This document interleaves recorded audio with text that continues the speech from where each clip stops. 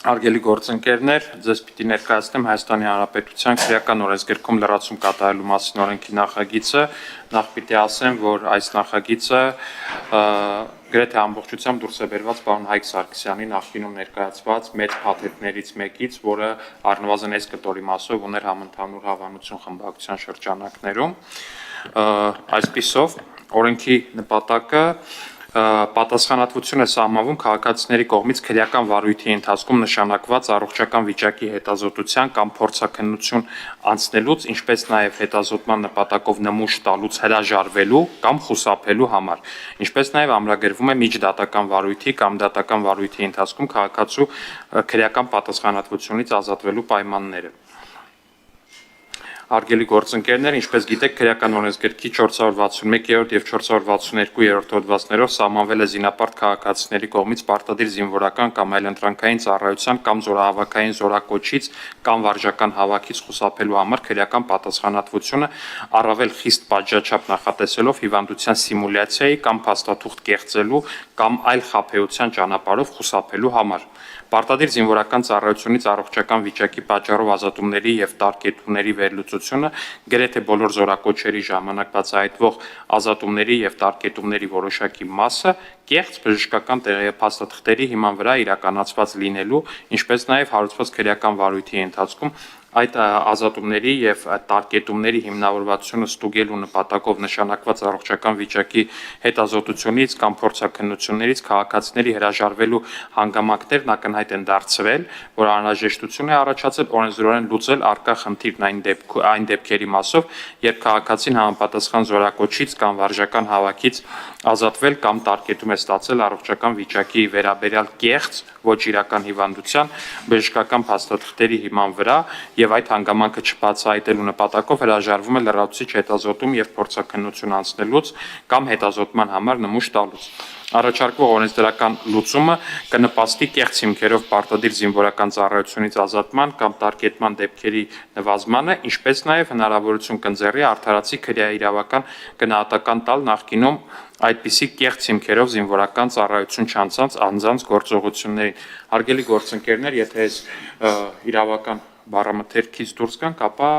մեր իրականությունը հետևյալն է, դինում են դեպքեր, երբ որ մարդիկ կեղծ փաստաթղթերով ազատվում են զինվորական ծառայությունից։ Ու ենթադրենք իրավապահ մարմինները ստանում են օպերատիվ տեղեկատվություն այդ մասին, որ այսինչ մարդը կեղծ թղթերով ազատվել է զինվորական ծառայությունից։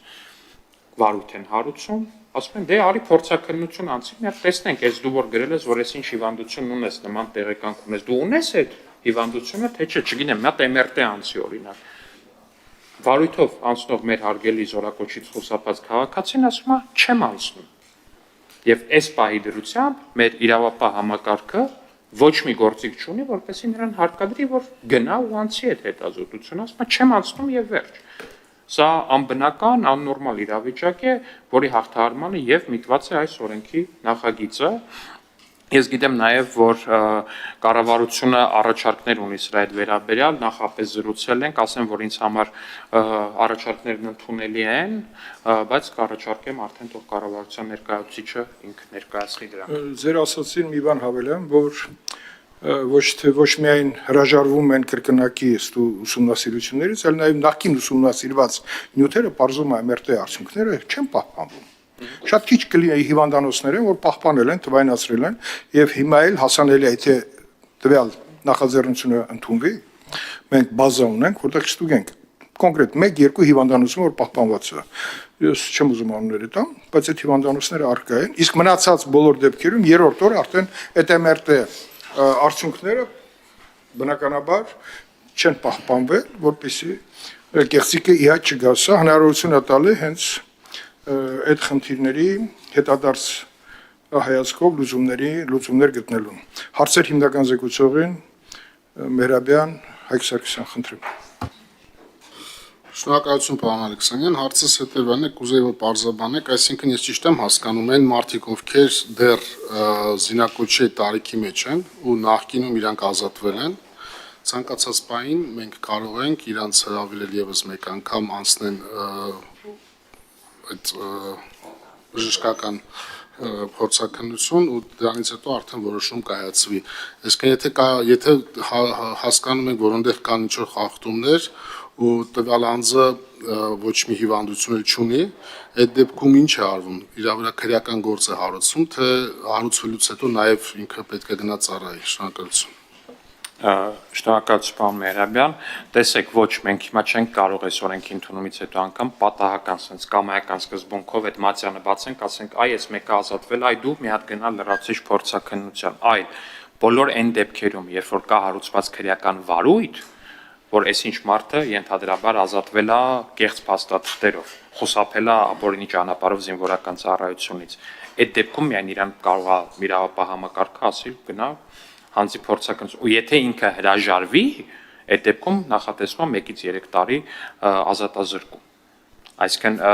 մենք չենք պատահականության սկզբունքով չել, ես կարող եմ նույնիսկ իրավիճակները նկարագրել, մոտավոր օրինակ մի տեսական իրավիճակ նկարագրեմ, ենթադրենք այս տարիներին էլ բարբերաբար ձերբակալվում են այս կամ այն բուժհաստատության բժիշկներ, ովքեր որ ակնհայտորեն կաշառքի դիմաց կեղծ տեղեկանքներ են տվել։ Հիմա իրավապահ համակարգը շատ տրամաբանորեն պետք է այդ մարդկանց տված նմանատիպ բոլոր տեղեկանքների հետևից գնա, ճիշտ է, եթե այս մարդը կաշառքով տալիս է։ Ու հետևաբար քրեական վարույթ արդեն իսկ կա հարուցված, ու այդ քրեական վարույթի շրջանակներում օրինակ այդ մարդու կողմից տեղեկանք ստացած յուրաքանչյուր մարդու, այո, կարող գնան ասեն, գնա լրացուցիչ փորձաքննություն անցի հարգելի քաղաքացի, բայց պատահական կամայական կերպով ուղղակի գրանցամատյանները բացել մեկի վրա մատը դնել չեն կարող։